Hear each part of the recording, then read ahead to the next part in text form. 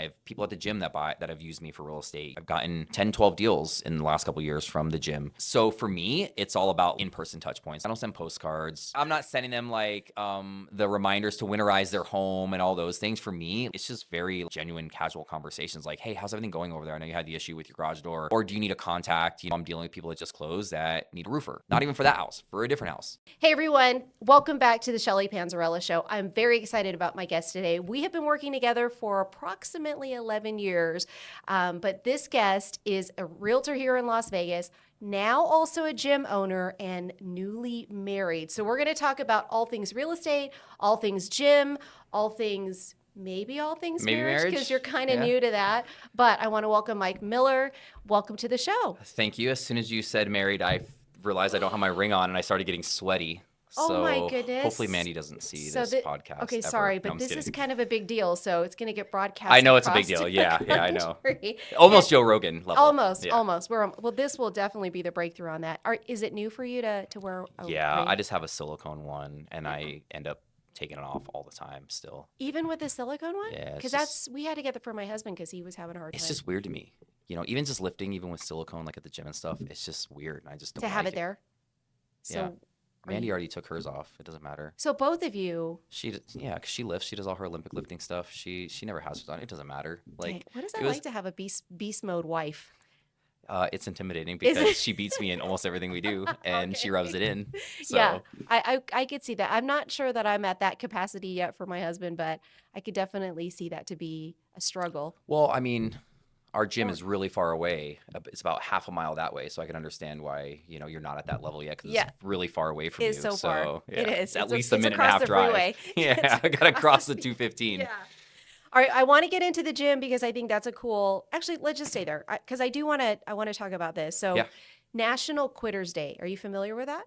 I feel like that already happened, right? Isn't it like January 10th or something like that, or 5th? I don't know. It's really fast. It's the second Friday of every year. Got it. Right. So did you notice your gym was or is it packed still? We still are right now. Okay. But I do feel like more like the specialty gym styles probably stay a little busier than like an EOS or something like that. It's easy to stop going when you pay $12 a month, whatever, $15 a month. But we were really, really busy. As soon as New Year's hit, our classes are normally 12 to 14 people. We were seeing 22 to 26 people. Wow. Yeah. And you got new memberships and things? Yeah. January, February is busy. So then does it just falls off? Yeah, everybody does, right? Eventually. We'll probably see it starting February. But not to the degree that I think a lot of Global Gym. Yeah. Like a Lifetime or an EOS or something like that. Ours isn't as bad. Our gym was the first week, I posted a video about it because I had to park on the third row of that's way far. Of Lifetime, huh? Oh, how did I know you're going to say Lifetime? And then you have to walk all the way down. Yeah. It's almost like too much work to walk to the gym to go get fit. Sometimes parking's the worst part. It's crazy. Yeah. And what was even funnier was everybody in there was hostile, right? Because everybody's struggling to get in. Machines and they're No, I'm talking about just the parking lot. Oh, People were screaming at each other because, somebody was waiting for one spot and then another person pulls around. And so, I went up to the third row parking and walked myself all the way to the gym. I've been there. I'm like, I don't want to park way back here to walk to the gym. It's far. I get irritated if I can't park right by our gym up front. I'm like, I don't want to walk 12 spaces away. Yeah, right. But I have noticed now, we're 3 weeks in. And it's slowed down. Easy I'm actually getting front row parking. Yeah. It's so slow. Why do you think that is? My honest opinion, this is what I told, because No, I want you to lie to me. Yeah, okay. All right, I do that all the time to you. No. I feel like it's not just with CrossFit gyms, but specialty gyms, right? Like Pilates, yoga, all those specialty style gyms. I was just telling a girl at my physical therapy earlier, you have to feel it in your bank account to make you go, right? If you're paying $15 a month, you're like, who cares? It's just $15 a month. Yeah. No big deal. I don't care about that. But if you're paying $150 to go to, or $300 to go to Lifetime, you're like, I'm paying for this. I have to go use it. Yeah. Right. It's like Netflix. You pay $8 a month. You're like, I haven't watched Netflix in 5 months. Yeah. But if you pay to go see a movie, you're going to go see the movie because you paid $20 for that seat. Yeah, and you look forward to the popcorn. But that too. Yeah, for sure. But I still and there's no community at those places. A lot of people don't have accountability partners, right? They're just like, I'm going to do this, new year, new me. Yeah. I'm going to show up, and then they show up for a week, and then either they're like, I don't know what to do, or they're like, this is boring. I don't have anybody to hang out with. So I think that's where the specialty gyms do a little better, right? But it charges more. Yeah. Well, I mean, I think $300 is still pretty expensive I mean, for I a agree. gym. But you still see fallout in the lifetime environment Yeah, as I well. also think those business models aren't built on the clients coming, right? All those big gyms like Yeah, EOS, like if everybody that had a membership at EOS went, they'd have to shut down. Fire department it's come out and be true. like, you're over capacity, That's right? true. So Very they're true. not going to do anything extra to like re-engage you to come back to the Yeah. gym. Where like your other gyms that are like super, more high end, they're going to reach out to you. They're going to be like, hey, we haven't Yeah. seen you in a while. Where have you been? So is that what you're doing We right do now? that. If you Yeah. haven't come for 10 days, you get a text message. It's automated. Oh, But you get a okay. text message and like we'll respond if we're just like checking in on you, make sure nothing's wrong. And Yeah. some people are like, I'm on vacation, I'm good. We know some people just go out of town and we don't worry about certain people. Okay. But other people, they don't come and we're like, we want to check in on them because if you're paying a lot and you're not coming, eventually you're going to cancel that membership. Right. Right. And as a gym owner, Yeah, we don't want that, obviously. right. And we like seeing our people. Like Yeah. we have 50% of our members come through every day. Wow, that's awesome. So, and that's that community aspect. I think so. I Yeah. agree with you too, the accountability side of it. There are many days where, because I like to work out by myself in my own little zone, but there now, when I go downstairs and I get ready and stuff, there are a few women that are like, hey, nice to see Yeah. you. Right.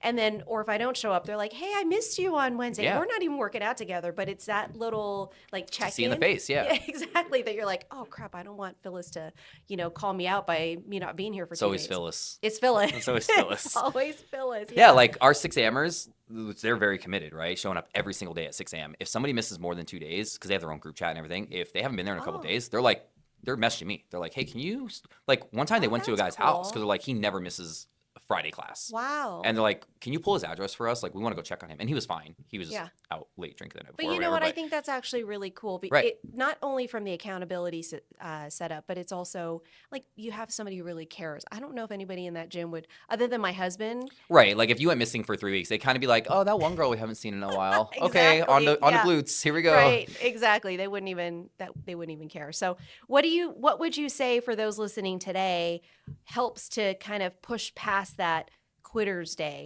I think you have to be realistic with your goals, right? Yeah. Because some people, they don't work out at all. And they're like, I'm going to go to the gym 5 days a week starting January 1st. And then they do 5 days in a row and then they can't walk for 4 days because their Yeah. body's so exhausted, right? And you have to be realistic, right? Like when we have new people join, we tell them like, I mean, obviously we love to sell unlimited memberships. But we're like, a lot of people start at 3 times a week if you're not doing anything currently, right? Come on like a Tuesday, Thursday, Saturday, get some rest in there, and then we'll bump you up to 4 times a week. So I think you just have to be realistic, and everything's a choice, right? So you're either choosing fitness or you're choosing to not be fit and healthy, right? So like people are like, it's really hard to go. Like, yeah, it's hard to be out of shape when you're 65 and you can't get off the couch. You know? I actually heard somebody say, I'm working out today for my 80-year-old body. Yeah. And that now that I've been working out and I understand and I see my, my parents and things like that, I realize I'm closer to them now than, Right. to that You've seen age. my dad, right? Yeah, like, yeah. Smoker all his life, never worked out, like on a walker, oxygen. And I'm like, I couldn't imagine. Yeah. Take me in the field and put me down. Right? Like, I'm done. As your dad's listening. Yeah, I know. Don't let him watch this Oh one my either. gosh. Yeah. Yeah. Well, so tell me how you got into the gym ownership aspect. I know you always were a big CrossFitter. The big floppy fish joke has been the joke for you and I. Yeah, but yeah. You like one day you called me and you're like, hey, by the way, I own a gym now. And I'm like, awesome. Do you need a prequel? Yeah, well, I remember we talked about me coming to work for you a couple times, right? Like Well, yeah. being a loan officer, Yes. things like that. And I'm kind of like, I love real estate because obviously I still do real estate, but I'm just like, where else is my passion? And like part of me is kind of like, maybe it's being a loan officer because I love numbers and Yeah, everything. But then I'm like, what else? And then I'm like, let's look at the gym because I'm passionate about that. And our gym just happened to informally be for sale, right? And I'm like, when I joined that gym, I'm like, somebody asked me, would you ever own a gym? Would you buy this gym if it was for the right price, like a member? And I'm like, no chance. Never owning a gym. Yeah. Way too much stress. And then you remember Dad moved to Florida and then we sold his house and we did really well on it. And I'm like, I got some money. What should I do with it? Got to invest it somewhere. And I'm like, what better way than to buy a gym that doesn't make any money and work 60 hours a week? So that's how we jumped into that. I saw a lot of potential in the gym. Yeah. Which you've owned it now, what, 2 years? Over 2 years. Over 2.5 years. Yeah. Okay. July will be 3 years. And what are you seeing today? I mean, would you have changed your mind knowing what you've gone through today or where you are today? Man, that's a good question. I don't think I would change my mind, right? Because we're doing so many cool things. Like the financial side, we just keep reinvesting the money. Like Good. me and Mandy haven't taken a single paycheck in 2.5 years from the gym, right? Thankfully, I have real estate, right? Yeah. Thankfully, she has her job. Yeah. But we're honestly building some really cool stuff. Like we're doing things in Vegas that like no other CrossFit gym is doing. Are you Right? allowed Like, to talk about that? yeah, Or? like we're fine. Like, like we talked about it. We're under contract to buy land, Yeah. right? Like we're buying 1.25 acres of land and we're putting a huge gym on there, right? We're going through the process right now with the city and it's a lot of stuff happening. But there's nobody else in Vegas, no CrossFit gym that I know of that owns 1.5 acres of land and has a building that they own that they can do whatever they want with. So all those things, I mean, it's very expensive, right? Like, through the SBA even, we get an Yeah. SBA loan, but a lot of that stuff is happening. Like we're always putting in new programs, right? Like for the members, and we want to build a recovery room where there's a sauna and a cold plunge and massage chairs and like some of the things that you see at Lifetime, right? Yeah. I do think that that's a different setup, though, because I think Lifetime's just starting down that path. They've added all these massage chairs, like different massage Yeah. chairs. They are actually going to redo the gym or the, what do you call those? The locker rooms. They're going to add the cold plunge. Yeah. They're going to add the, well, they already have the sauna and the steam room, but it's that whole wellness aspect. And it's It's big also right now. recovery. Yeah, recovery's huge right now, Yeah. right? Like a lot of all the, that's like the latest fad, honestly. Yeah. The wellness is I think the latest fad, but Yeah. the recovery aspect of it coming from, working out, whether you're, high intensity or whatever it might be, you still need to let your body recover. Right.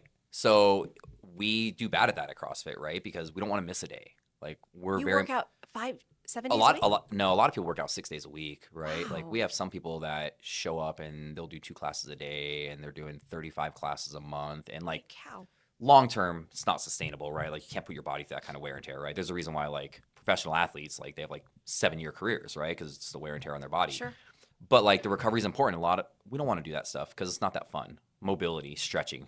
Yeah. Who wants to stretch, right? Like it's just not fun. That's why like when I get invited to yoga, I'm like, I'm gonna die. Like we run a yoga every other week and I die in yoga because I don't ever stretch. Do you have a class of yoga in your every other week at your gym? Okay, Yeah. that's good. Yeah. So you do incent that, or you do encourage that. Yeah, and we always have like stretching and stuff, like extra work in there, but most people don't want to do that because it's, like you get done working out, you're tired and you don't want to worry about that. Yeah. But it is a big part of it, like the recovery, the mobility, all that stuff. Do you it's huge. teach that then in your training or in your No, I mean like most gyms don't even have that option to do that, right? Because Yeah. most CrossFit gyms, like we're just small, like we're very small businesses, right?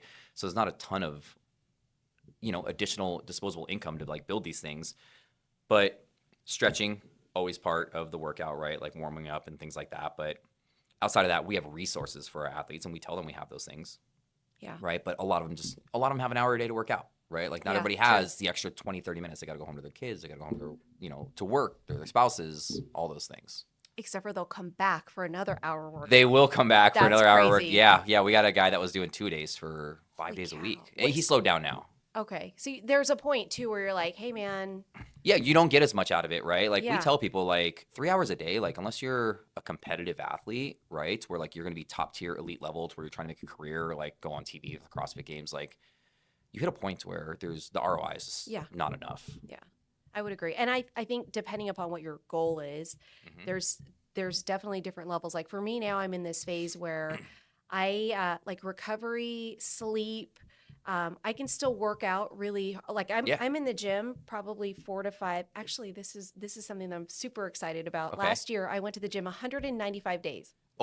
More than every other day. More than it was 4 days. 4 days a week. Yeah. Yeah, that's good. I know. Yeah. And I'm, my husband's like, well, does that include like when you go to do, yoga or just sauna or whatever, anything. So any check-in that I had, Right. but I'm not going to the gym to just hang out. Right. Yeah. Even sometimes if you don't lift or you don't do anything high intensity, sometimes just going and doing like yoga is really beneficial. Yeah. Right. And that's a lot of stuff that's overlooked. Yeah. And I have an Aura ring, so it has literally watched and tracked like my resilience is what it calls it. And I've gone from like strong or solid to exceptional based off of just giving myself the differences in strength training.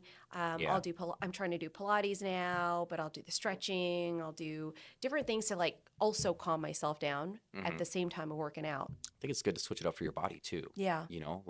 I mean, obviously we own a CrossFit gym, so we specialize in CrossFit, but a big part of CrossFit is play and try new sports, right? Yeah. So like we have people going and doing HYROX, that's coming up Oh. in February. I mean, you're familiar with HYROX, right? No. You don't know what HYROX is? No, when you say HYROX, I'm thinking of like climbing rocks. No. It's like, Like rock climbing? imagine back when like Spartan races and Tough Mudder became big, right? And it was Okay. obstacle courses everywhere, right? That you would do. That's kind of like the latest thing. It's kind of like people joke around and stuff, but they kind of call it CrossFit Light. It's like CrossFit. It's like a set course. It's the same course every time. It's a lot of running, and you do Okay. stations. You'll run. You might do ski erg. You run. You do the row. You run. You do burpee broad jumps. You run. You do wall balls. In your No, in like they're going to be at Mandalay Bay Event Center. Oh, okay. So it's a big deal. They Wow. travel Holy city to crap. city. They're all across the world. Okay. So Interesting. HYROX is what the name HYROX, is. Okay. HYROX. Okay.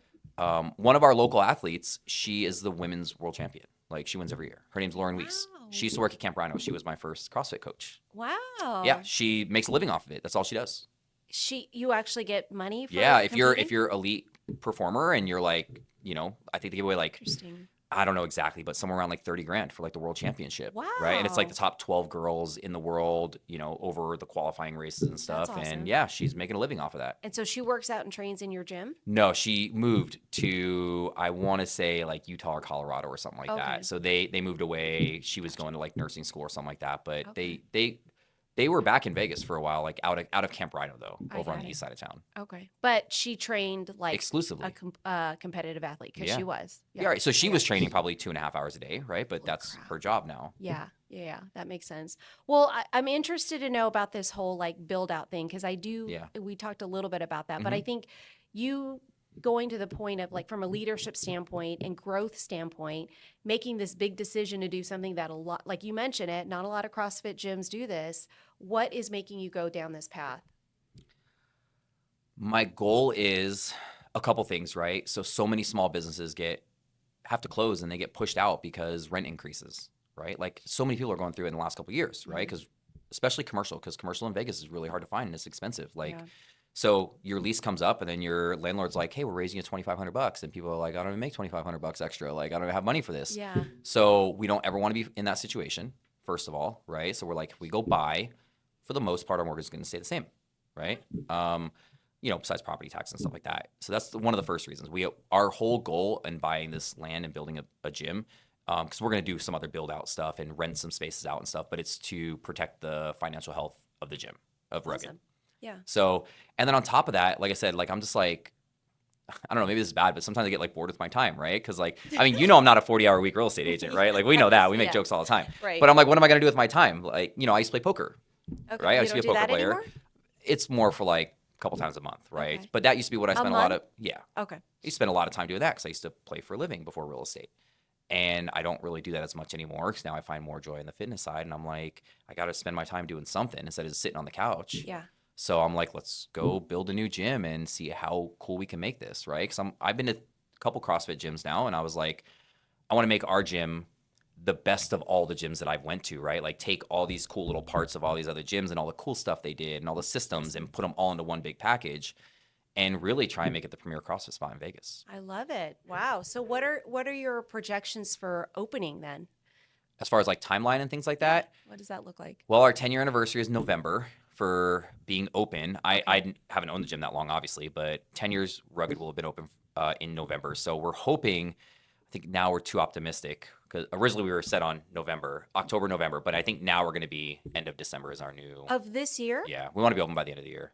Wow. So you're pretty far along this Yeah, like pipe we're dream of almost through the rezoning process. We have That's one more, awesome. hopefully one more meeting with like the planning department. Then we go in front of the neighbors and they tell them they hate us and Where's they don't want that us at? next to them. The location. Are Right you around the able to corner say? from here. Okay. Like, Oh, but you have residential. You're building near residential? Is that we right? are zoned residential right now, but we're rezoning it to commercial. Just that space, just your pad. Just our wow. parcel, right? Okay. So we're on Fort Apache, where Sunday Pilates is, like Yeah. right down the road.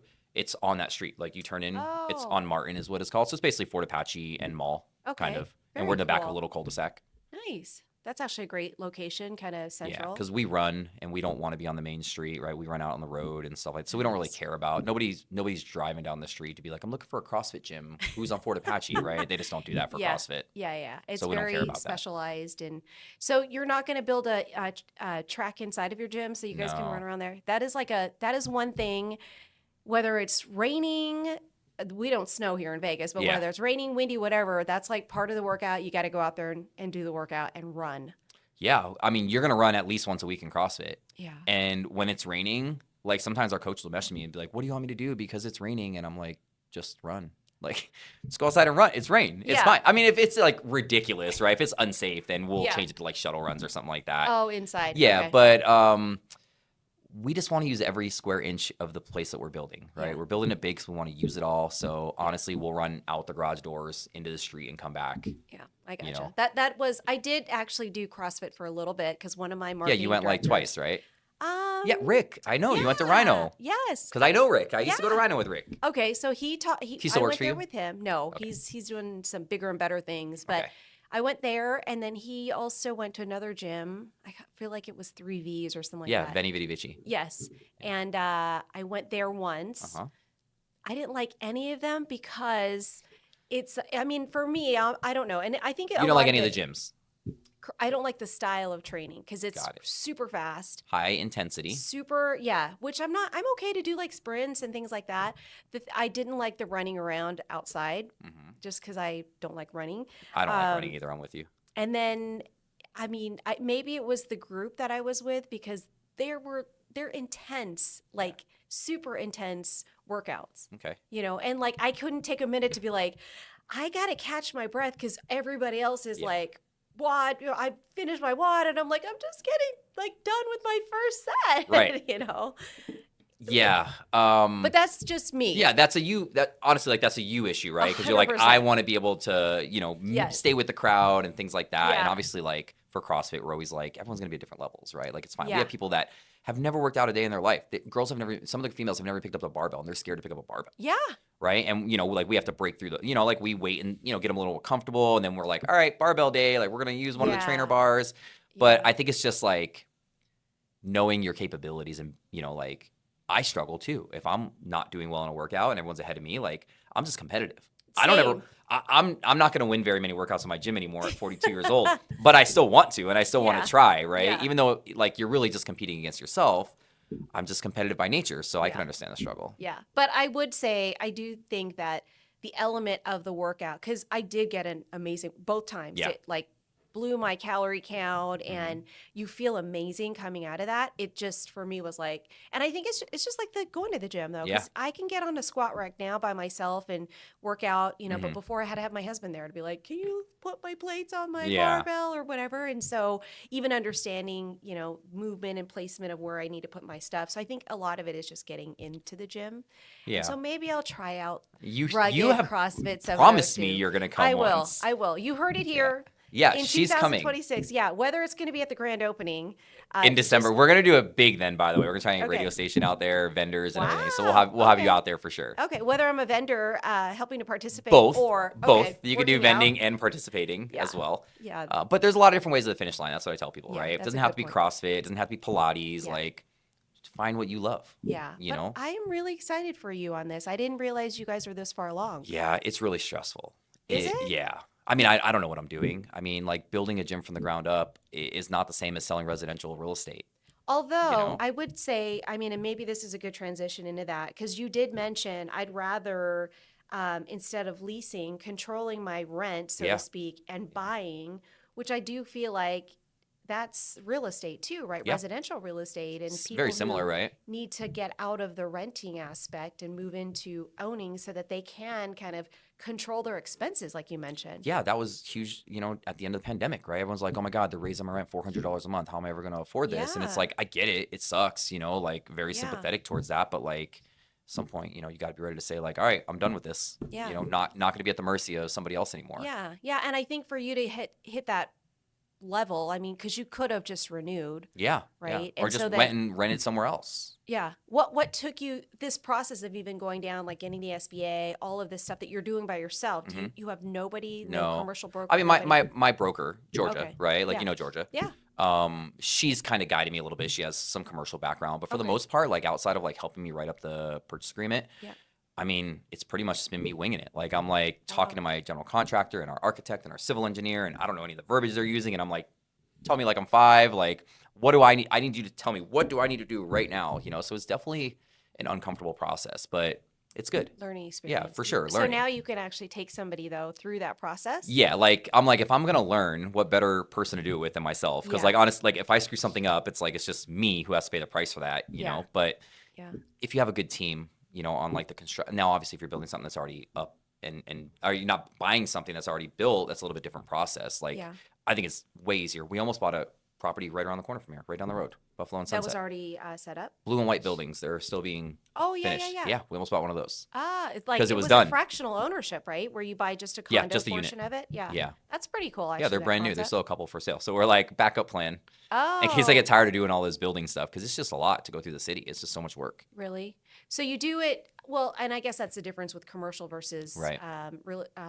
residential. Because we like when we TI inside of here, you know, you got to get everything Yeah. approved and all that stuff. Whereas if you bought the home and then you go to renovate afterwards, you should be getting some of the renovations Like permitted and stuff like that. permitted. Yeah, depending on what you're doing, obviously. Yeah, right? yeah. But I just feel like in Vegas, most people don't do like crazy additions on their house. Yeah. Right? Maybe like older homes, but like newer homes.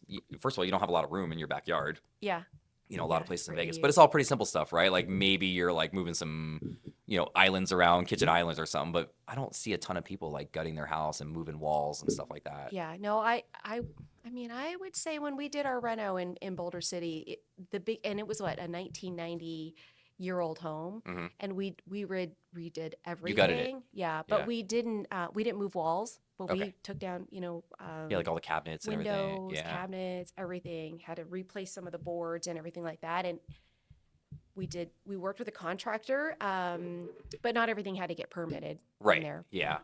Yeah. But yeah, I mean, it's the same thing, right? Like if you're renting, you're not doing that.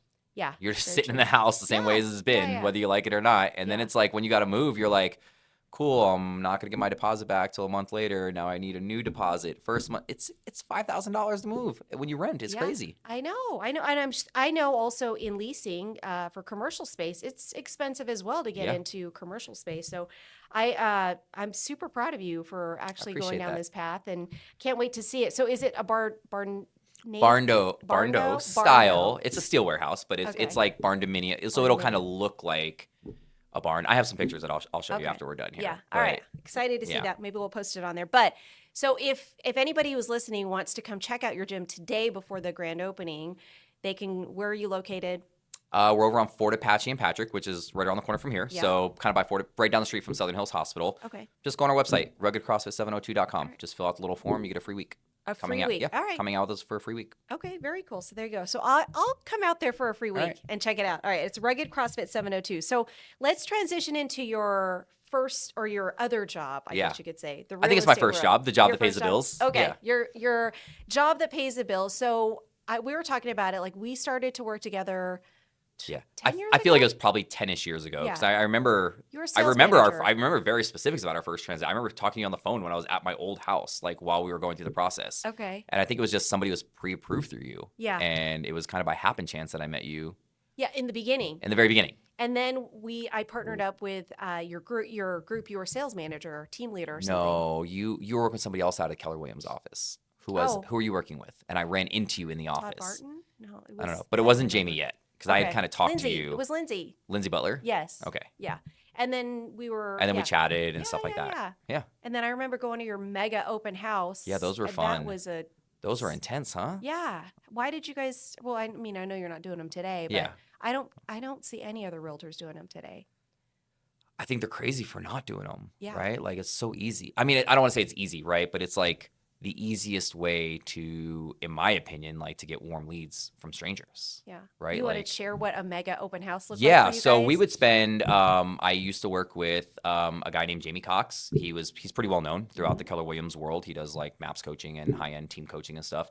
And we decided we were going to go with this open house model style of like lead generation. And we had, I don't know if I mean I think it's a pretty big team, maybe like 8, 9, 10 agents back then, and. We would pick a house, hopefully one of our listings, right? If we had something going up that weekend, a brand new listing, had to be a brand new listing, and it was a whole week event. So we would get the whole team on like Tuesday. We would call the neighbors, right? Like, pull a list, call the neighbors just to say, hey, we're doing an open house. It's going to be a fun time. We got food, we got drinks, come by, just be nosy neighbor, check out your neighbor's house. And then we would door knock the next day. on like Wednesday. You as a Everybody. team. Yeah, Okay. we would all go out. We'd all go hit like 50 doors. So we're hitting like 500 doors around the neighborhood, right? Nice. Just dropping off flyers, right? If people want to have conversations, great. But just dropping off flyers, doing it a touch point. And then the day of, like we had, we used to call him Timmy and Tommy, our blow up arm guys, yeah. right? Like that you see at like the car dealership places. We'd Yes. have those guys blown up. I remember that. Yeah. Yeah, we have a taco guy out there. I He would remember that cook too. tacos, right? We'd have him for like 3 hours. He would make tacos. We'd have 2 shifts of agents. We'd have a morning shift and a night. So we'd run like a 6-hour open house, like a morning and an afternoon. So half the team would do morning shift and they would just rotate, right? When somebody came in, they would just show them around the house, talk to them, obviously like, you know, have good conversations. And we got many leads off of that. Like, you know, we double-ended open houses from that. The team double-ended open houses, right? To where we find a buyer for which, you know, like that doesn't really happen, right? How often do you sell, you know, the home at an open house? It's really rare, but yeah, but it was an investment, but the ROI on that was really, really good. Yeah. Well, and to your point, I don't see a lot of agents, teams doing that today, unless I'm missing it in the. Yeah, there was we built that model after a team, a Keller Williams team up in Alaska, I believe. Oh. I don't remember who it was. This was like years ago. So it wasn't a Keller Williams thing, or It was just a team, and they were in a small town. I want to say Alaska. I'm almost positive it was Alaska. They were just in a small town up there, and I mean, I'm sure there's not a ton of real estate agents, not a ton of transactions going on up there, I'm sure, but they just had it monopolized because everybody went with them because the visibility they gave to the house, right? So, you know, you do this big open house, and we would get almost 100 people through in 6 hours. Yeah, right? I remember that. So when you're pulling up and you're a prospective buyer, and it's the opening weekend, so if you're going to Yeah. come see it with your agent, you're going to see, you know, 7 people walking through at the same time. And now all of a sudden it's like, holy crap, if I want this house, I need to be super aggressive. Look at all the people coming through here. Yeah. And that was, so you were strategic about when you guys did the open house. So it was like a brand new Always listing. the first weekend. Had to be the first. If it was not the first weekend, you were not getting a mega open house. We could do an open house, you know, because we had an open house model where we would do, everybody was required to do 2 open houses a week. Oh, okay. During the week. Okay. So how did you determine this one's going to be mega? Was it the home? Condition was one of the things, right? Location, because sometimes you're in places, you know, like if you're in like Inspirata, it's going to be a lot harder because you can't put signs up in the neighborhood, right? And we would have 40 signs out, you know, everywhere. Every major corner, you know, was packed with signs. We had to get creative a couple times. We did one out in, I think it was Aliante, and Aliante is the same way. They don't allow open house signs. Oh, I didn't know So we got very strategic. We put them right on the edge, and then inside there, we would have the team members, like all the real estate agents, park their cars on certain streets, and we put them on top of the cars. Cheater. HOA can't do anything if they're on your personal property. Interesting. Or you ask a Good to neighbor, know. can we put, hey, your neighbor's selling their home. They said, you know, you guys know each other. Can we come put an open house sign in your yard? Because you can have one sign. Typically, most HOAs that are strict, you can have a for sale or open house sign in your yard. Wow. So we'd have them staggered. Look at you guys. So you got to get a little creative in there Yeah. sometimes, but sometimes it's nice to have the HOA bug you and you just tell them to kick rocks because they can't do anything to you. They'll literally come out and be like, hey. They've taken our signs before, you know, like okay. a lot of times it's Summerlin. Summerlin's big for that. They'll take your signs and hold them at the office, or I've heard them trashing them or taking them by a community dumpster. And You mean it's not just this punk kid just picking up signs? Yeah, it's not. Yeah, believe it or not, it's usually not a punk teenager who just wants to mess with you. That's funny. Well, I like how intentional that is. And I saw great success for you guys as you did it. Because you would be a lender on some of those, right? Yeah. And that was what, how long ago was it that you That was guys- pre-pandemic. I think that was probably about 6 to 7 years ago. Because Okay, so before I went to 18 Urban Nest originally with 19? Georgia. Yeah, so I think so. That was definitely before the pandemic. I was maybe 3 or 4 years in at that point into real But estate. market conditions, do you feel like we're in the same era, or, you know? I feel like it's an even better time to do it now, right? Yeah. Because, I mean, since the pandemic, just in general, I feel like the longer we go on, like you call me, you cold call me, I'm just hanging up on you. Like, I'm just Yeah. gonna be honest, right? Like, I don't cold call anybody ever. Like, when I get cold calls for the gym or for real estate, it's literally just click. I'm not even gonna talk to you. Yeah. If I didn't ask you to call me, don't call me, right? You come to my door, like, no, you can't even hit our doorbell. We put a little like blocker thing on the Ring doorbell, so you can't even knock. You can't even ring the doorbell. Nothing. Like, I don't want to talk to you. So I feel like the more we go on, the more people shy away from talking to others, and I think that's just True. like a technologically advanced world, right? Yeah. So like you do these things where people can just willingly come in because they're like, oh my God, what's going on over here? What's going on down the road at my neighbor's house? And there's free food, and like it just makes it a lot easier to engage in those conversations. I agree. And it also brings like exclusivity and inclusivity at the same time. It's like you're Yeah. creating this little community inside of, this listing, so to Mhm. speak. How many other listings did you get from that? Because I know everybody talks about the buyers, but Yeah, we would get more listings than buyers off of that for yeah, sure. because your sellers are like, Yeah, I honestly couldn't even tell you, but we had many times to where like the entire neighborhood, all the neighbors would come over. Some of them are renters, that want to maybe be buyers or whatever, but all the time. I mean, we wouldn't get one off of every open house, but if you look at like the return on investment, like it would cost us like $600 to run the open house when you Yeah. pay for food, Yeah. flyers, all that stuff. So $600 to $800 for an open house. If you just get one seller or one lead, right, buyer or seller, off of every 3 you do, you're still getting like a 300% return on your investment, right? It's like $2,500 in open house costs, $7,500 check. How would you do that with all 8 of you in there, though? Do you guys split it basically? Well, yeah, we'd have 4 in the morning, 4 in the afternoon, right? Okay. And then we would have everybody. We would have, Josephine and Miss Ann was our transaction coordinator. They would all be there on the admin side helping out with this stuff. And we'd have the desk set up, just have people sign in on an iPad. And then it's kind of sounds bad, kind of like a car dealership. Like, who's up next? Oh, okay. so-and-so, you're up. Like, oh, cool. Tell them about the home. Walk them around real quick. Chat them up, things like that. And then you would just kind of rotate leads because if you do a regular open house, I mean, what's good in a 3-hour open house? Maybe like 7 or 8 people, right? I've been to some that You don't get any. Nobody Maybe one. shows up. Yeah, right. Yeah. So if you create the buzz and if you get to have like 4 or 5 conversations as an agent, like that's pretty good. It's just as probably more than what you would get running it on your own. True. Where you're putting out 5 signs, and you're just sitting there at a desk, like like this the whole time. The opportunity for the open house to be open like the 6 hours, because most of them will only do it for like 2 to 4 hours, right? 2 to 4 hours, right? Yeah. Usually in the middle of the day. Yeah. On what's convenient for them. Right. You know what I mean? Yeah. Typically, I'll have some that are like, oh, church is getting out, so we're going to do it on a Sunday at like noon or whatever. Ours is 9 to 3 every Saturday. All the time. 9 to 3. Every Saturday. Every single time. Yep. Yeah.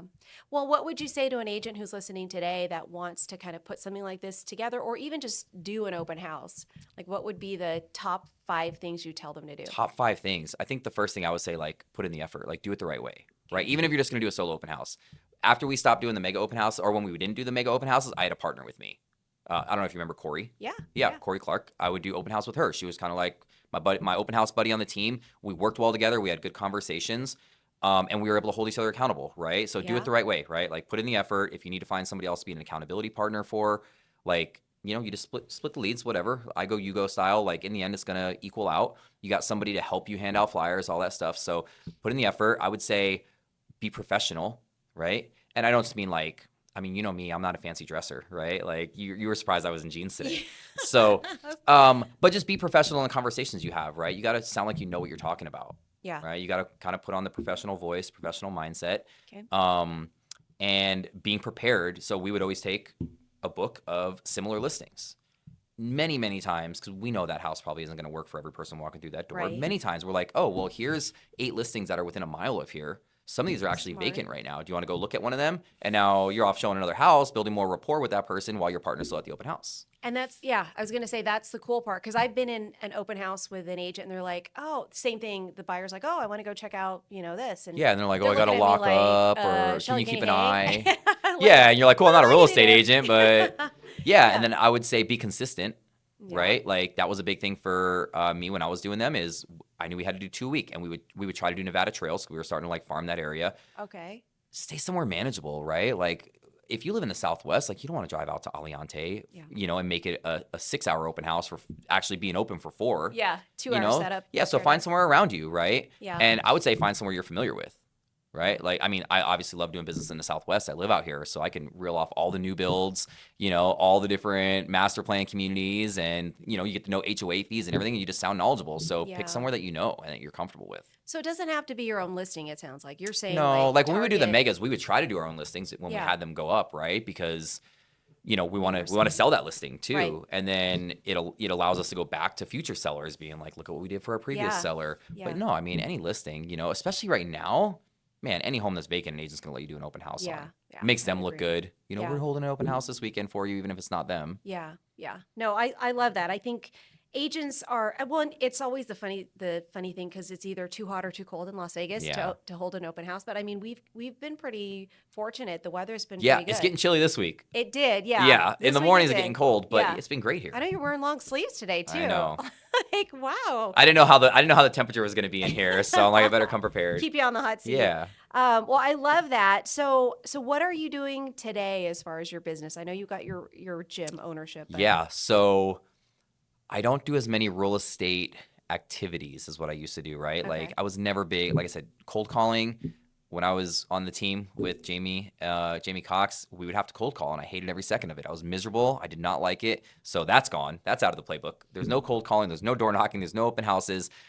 Now I just work on referrals. I was going to say you Yeah. are a And I'm- heavy referral. Yeah, and I'm not somebody who's doing 50 transactions a year, right? Like by any means. You know, I am not one of those people. I think my best year was like 23, 24 transactions or something great. like that. But Yeah. it's pretty good, right? Yeah. Especially because I didn't do any lead gen, right? Like if I would have done lead gen, I'd be like, wow, I'm crushing the game. Listen, I just heard a stat from, I think it's NAR. I saw it where right? it said like 70% did zero. Right. And it was like 18 or 21% did 2 or less or something like that. Right. Yeah. So, I mean, I know you did more than 2. I did. Yeah. So, I mean, you did well even for not doing the things that you're supposed to do. I thankfully have gotten to the point to where I pretty much know what I'm going to make every year, like on average, because it's been pretty consistent. So even if I'm doing less deals, I've moved up to higher price points, right? Because now, you know, you get those repeat people that bought 5-6 years ago, and now they're selling their house, and you know, now they're not buying a $400,000 starter home; they're buying their $800,000 20-year home. Right. You know, so I think just treating your people like gold, you know, that's what I'm really big on, right? If you just treat them like they're the most important thing to you right then, like honestly, yeah. Like I stick my nose in a lot of stuff, right? Like the lending side, you know, like I'm on top of all You're my best loan officer realtor. Yeah, that's ever. right. Yeah. And I just think like if you just always look out for your people, like seriously, you know, they're going to know and they're going to send you business. So do you do that like through CRM, or do you just constantly stay in contact? I know how great you are during the transaction. Yeah, You're very much into every aspect of the transaction. But what happens when they close? Because you do get a lot of repeat. Yeah, I do. And I think it's just, you know, like, of course, like CRMs are always useful and things like that. Like I definitely could be better on that stuff. But for me, it's just touch points, right? A lot of them are my friends that I work with, or a lot of them are friends of friends that become my friends. And I have people at the gym that have used me for real estate. You know, I've gotten, you know, 10, 12 deals in the last couple of years from the gym. That's awesome. You know, and you see them a lot. So that's the nice thing about working with your friends and people you know is you see them all the time, and then they invite you over for whatever, Super Bowl and, you know, housewarming parties. So for me, it's all about like in-person touch points. Like I don't send postcards, you know, I don't send like, you know, like get your air filter replaced. Yeah, like I'm not sending them like the reminders to winterize their home and all those things. For me, like it's just very like genuine, casual conversations. Like, hey, how's everything going over there? I know you had the issue with your garage door, you know, or do you need a contact? You know, I'm dealing with people that just closed that need a roofer. Not even for that house, for a different house. Yeah. Oh, we just did it. Celine and Juan. Yeah. Yeah, they need one for the house that their dad refied, you know? Yeah. So just like being a resource for them, right? And just never making them feel like they can't reach out. I think that's the biggest thing, right? Because a lot of people are like, no, we're done with the realtor. We'll figure it out. But like, you know, just be there for them. You're like you truly are a realtor for life. Because we're doing Ninja Selling. Have you ever heard of that book? It talks a lot about Ford, which is family, occupation, recreation, dreams. You definitely dive into all aspects of that with your clients as you're, you know, working with them. Because I mean, you'll tell me stuff and I'm like, oh, I had no idea that they did that. He's like, well, this is not for you to know today. Right. Or whatever. But I do agree with you.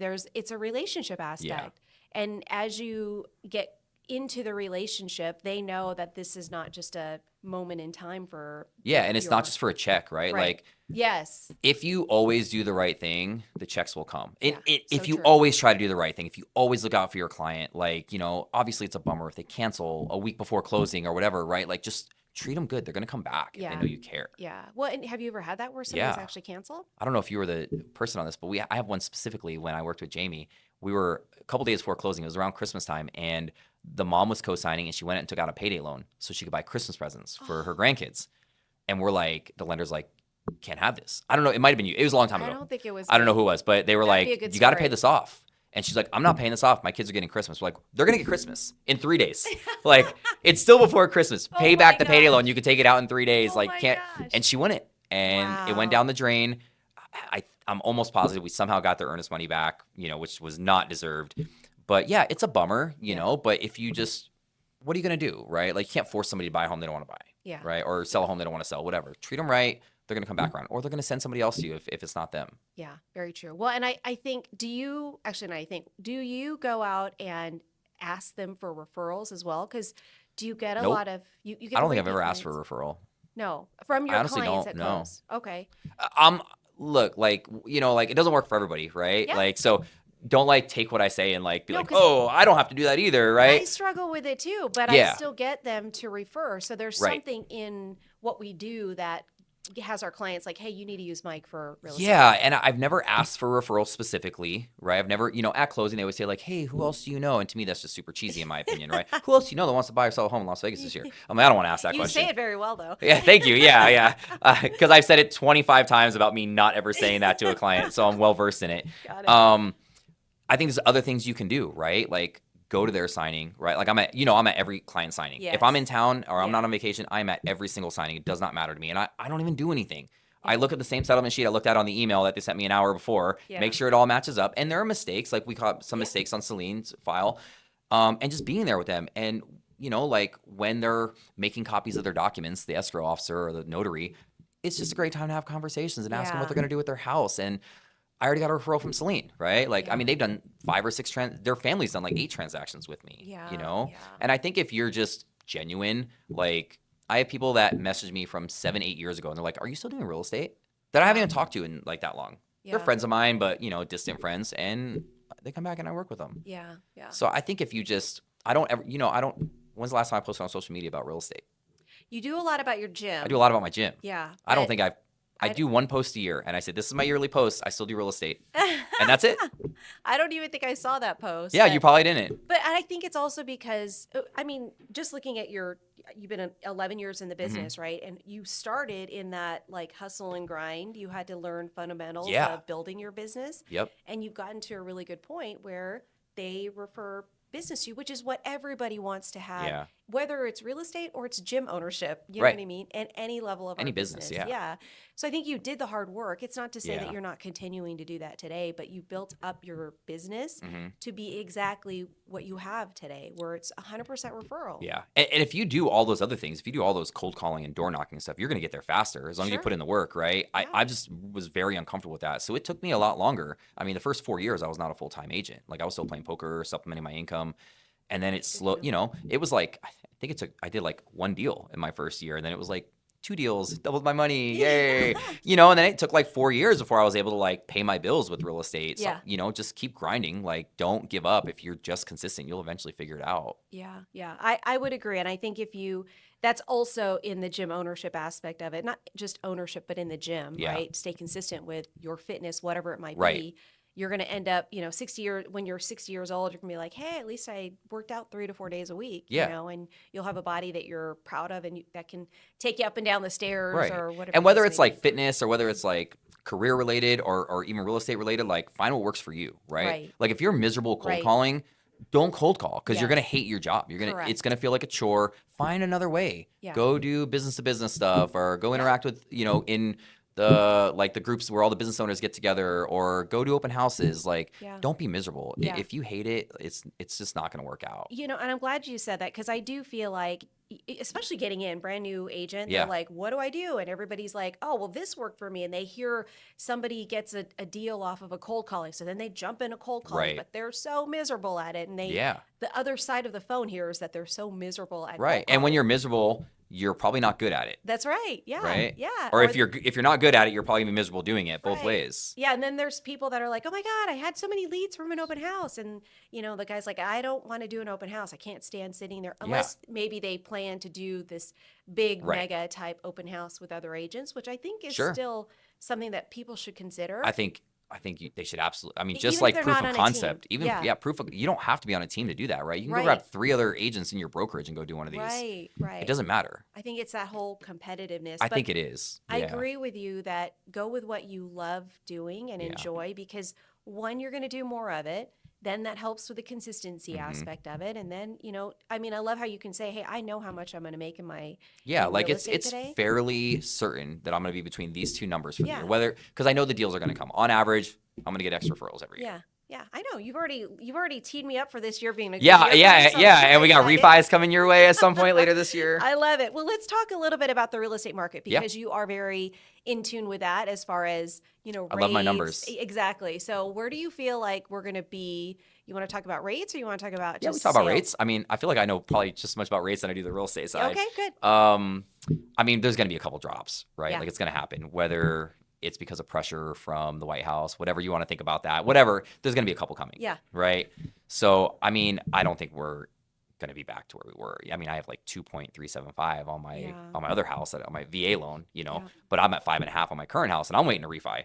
Yeah. So I don't think, I mean, I think they're going to maybe another half, 0.75% maybe, but it's getting busy, right? Like, I don't know if you've noticed it, but just on the listings that I have like last couple weeks, right? So on the loan side, I mean, I don't know if you agree or not. I think we're just going to see a couple more, but I think it has to taper off at some point, right? Yeah, I mean, you mentioned 5.5. I do feel like that's a good midpoint for rates. Like that's a safe, like for those of us, for those who are in the threes, 5.5 is a good jumping. Still good, still better than 7, what some people were at a couple years ago. Right. So I think you'll see a lot of those people who've been locked into this 3% interest rate. They hate their home, want to get out. They'll see that, okay, I can manage a 5%. I've got some I think that's now. true. They'll buy down, or they'll either buy down the rate, or they'll put a lot of money down into that home. And then I think for new buyers, I mean, coming from a 7 to 8, going into a 5.5, it's still great. It's really hard because it doesn't work in every scenario. But like, we always tell people like, look, I get where rates are today. You can refi. So if rates are 6.5% today, and you buy now and you can refi if it goes down to 5.5, or if it goes up to 7.5, you got lower than you would have gotten in a year from now, right? So like regarding rates, it's always time to buy, like realistically, right? Because you're never stuck on that rate. Yeah, that's so true. As long as you can refi. That's so But true. I get it, it's easier said than done, and some people are on budgets and stuff like that. But like, if you're just looking at a number standpoint, rates should almost, you should almost want to buy when they're high because that means prices are down. Right. Well, so what do you see as far as the market then, knowing that rates are going to trend down? Yeah, I thought it was going to pick up in March this year because that's kind of when we start getting busy, and it's already happening. I feel like we're already seeing an increase. Yep. Maybe it was the weather. It was good weather, long weekend, Martin Luther King Day. People don't really travel as much there, but I think it's already going to pick up. Like I already have people kind of hit me up and being like, "Hey, I'm a couple months out, but I'm ready to go." Okay. And so what do you do to prepare for this ramp? I think it's just giving them information, right? Like just because a lot of times everyone always, is it a good time to buy? Is it a good time to buy? And like every part of every agent wants to say, yes, you should buy right now, right? But I think it's just like having the information ready for them. Like, hey, what are our concerns? Do we have budgetary concerns? If so, maybe you're going to pay a little more come summertime, but rates are going to be a little bit lower. Is it more affordable, right? So being an honest resource for them. Yeah. When they come to you and they say like, okay, I think I'm a couple months out. Like, okay, great. What are we doing to prepare for that, right? Like I tell people all the time, when we're 60 days out, we got to get you a Shelly, right? Yeah. Just so she can look at everything and make sure that there's no surprises. Yeah. Right. And just being nonchalant about it. Like, this is normal. This is no big deal, right? Like, cool. Let's start thinking about where we want to be. Let's connect 30 days out. And I think just having a good game plan ready for them. Like, you don't have to push them. If they come to you and they're like, I'm going to be ready in a couple months, they're coming back. But not every realtor has that option, right? They have to really kind of get to the point of investigating and asking those types of questions. Some realtors are just like, let's go, let's get things done, But you're opening it up where you're actually having dialogue, even to say, hey, if you're 6 months out, 60 days prior to, we really need to kind of get you prepared, not like encouraging them like, why are you waiting? Yeah, and I think that comes back to building your business the right way, right? Like if you know your numbers tell you you're going to do X number of deals throughout the year, roughly, you don't have to worry about whether they come in January or March or June, right? But not every agent's, doing business at a higher level and they're doing 3-4 deals a year and they're like, I gotta get, I got bills, I got to pay it, right? But I think it's important to build your business the right way, and then you don't feel that rush. You know, I love new builds, right? We don't get paid for 6 months on those sometimes. Yeah. But I'm like, man, I just love selling new builds, right? It's like going and looking at new Why cars. Is that? Yeah. Shelly's like, I know you do. Don't worry. But yeah, I think it's important just to, I'm just never pushy. It's just not my style. Yeah. Well, how do you get them to, is it most of your clients decide they want to go new construction versus resale, or? I just give them their options. I'm all Okay. about giving options. Like Yeah. if we're looking, some people are very adamant. They're like, I don't want a new build, right? They're like, I don't want an HOA. So obviously new builds are pretty much out. Yeah. Or they're like, I want a house with character. You know, to me, I'm like, that's old. You know, that's an old house. That's what that means. But no, like some people are like, I don't want my house to look like everybody else's house. It's like, okay, cool. Then we're not going to go new. We're going to go resale, or depending on the area, right? Yeah. But I'm all about giving them all their options. Like if we're looking resale and we're struggling for a couple weeks and we don't find anything you like, and it's really hard right now because builders are just offering the world in rates and stuff. And it's not like it's free, you know, they're paying for it on the price, but it sounds good to them. Right. And sometimes the rate's more important. And I think you should always be ready to take your clients wherever it leads them, right? Whether it's new, and if you have to wait 4, 5, 6 months to get paid, which a lot of builders now, they were speccing out all the homes, right? Yeah. Like smoking deals late last year, right? So a lot of times you still get it done in 30 days. Yeah. But I just think it's right for a lot of people, right? It's like people go to the dealership and they don't want a used car. Even if it's 1 year old, they're like, I want a car no one's ever driven it. Yeah. Right? And then they got the warranty, and then they got those things. So I think it is right in a lot of situations, not everybody. Yeah. Mandy doesn't want a new house again. We're already looking. She wants a resale. Because she likes to do the DIY stuff, or likes to rent she is the handy one. I am not the handy one. Really? Wow. You need a ceiling fan installed? I got you, probably. You need anything more than that? Not happening. I'm glad to know that you actually will install a ceiling fan versus getting your handyman. I can't promise there's not going to be sparks flying at some point, but it'll get done. YouTube, man. YouTube is the way to get things. My husband is all about YouTube when I'm like, hey, this needs to get fixed. I'll be right back. And they YouTube it. We're having a problem with our water cooler right now. And I'm like, can you YouTube this and let me know how to fix that? Actually, I just heard ChatGPT is pretty resourceful as well. Take the picture, tell them the model information, ask them, what it could be. And I heard somebody said that they actually fixed, I think it was some part of their air filter in their refrigerator. She took a picture of the refrigerator, the filter. Wow, and it showed how to change it. Said, go ahead and order this part. It came from Amazon the next day. Here's what you do. Unbox the thing. Like all the details and instructions. And she fixed it for $100. It's crazy. So crazy. If you have a little bit of time and you don't mind doing it yourself. Yeah. I do agree. You got to have the time for that. Well, we've talked about everything other than, we did talk a little bit about your newly married life. That kind of happened out of nowhere. I know. You were very surprised. You messaged me on Instagram or text something like that, and you were like, "Wait." I knew that was happening. I predicted that from the very if Mandy's listening, I knew it was all like from the very beginning. We had lunch at Yard House. And I'm like, oh, these two are so cute together. Yeah. And every time I'd prompt you like, hey, have you married her yet? You would say that to me a lot. And I'm like, no, not happening. You put a ring on that? Not happening. I know. And then I did see the post. She begged me. No, I'm just kidding. She didn't beg me. No, I'm just kidding. Just kidding. We were always, both of us were just like, marriage isn't really important. It doesn't really matter. We've both been married. I'm divorced like 15 years ago or whatever. Yeah. And, she was married for a few years, however long ago. And we were just like, we're fine. But then we started planning estate planning and trusts and things like that. And then they're like, if you guys are staying together, like you should probably just go get this done. Like it makes sense. And, we're like, we got businesses together. She helps out at the gym. I help out with Fit Panda with her apparel line. And then, we live together. We're like, we should probably just do this. Yeah. So we did, and then we went to Japan for 10 days, which was already planned. And we're like, cool, let's count it as a honeymoon. 2 birds, 1 stone. Oh, even though you're like, that wasn't a honeymoon. It wasn't. Japan was planned in March, and the wedding didn't get planned till like August. Okay. So you do have a honeymoon that you're going to be planning. No, we're not doing that. Okay. We just take trips. Like, not like extravagant, but we're like, we like to go snowboarding. We're going to Canada. I've never been to Canada, so we're going to Canada. I don't know where. I don't plan that. I just show up. She's your travel agent? She is. Yeah. She just tells me what day and what time. We need to be awake at this time. We're leaving on this day. Nice. That's okay. So I'm glad to know that happens in other relationships. Oh yeah, I don't plan anything. My husband and my daughter, they're like, so what do we do? And I'm like, here's our whole agenda that I've been planning out. And like, it used to be paper, but now it's all, on our iPad or whatever. I'm just the worst with that. That's why I was late today, because I double booked myself. Oh. Because I had PT at 10:30, and I messaged my PT girl last night. I'm like, I need to do this at 9:30. Oh, yeah, because I told you yesterday, like, hey, man. Yeah, you're like, you remember we're at 10:30? And I'm like, yeah, I do remember. And I'm pulling up my calendar. I'm like, oh, crap. Well, that's awesome. Well, I appreciate you coming in. Again, I'm so proud of you for what you're doing as far as the gym. I promise you I will get in there probably for your grand opening.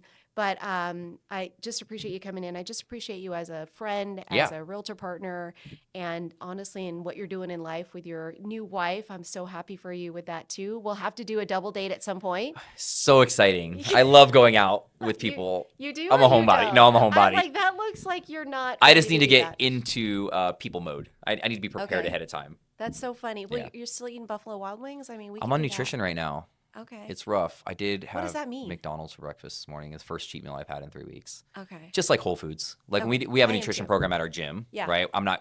We give away a bunch of money and prizes and everything. So we obviously staff can't win that. So I just kind of do it on my own. But it's more just about like meal prepping and eating healthy foods all throughout the day and, like getting enough snacks, healthy snacks throughout the day and fueling your body for the CrossFit workouts. I gotcha. Because it's crazy how much food you have to eat to lose weight.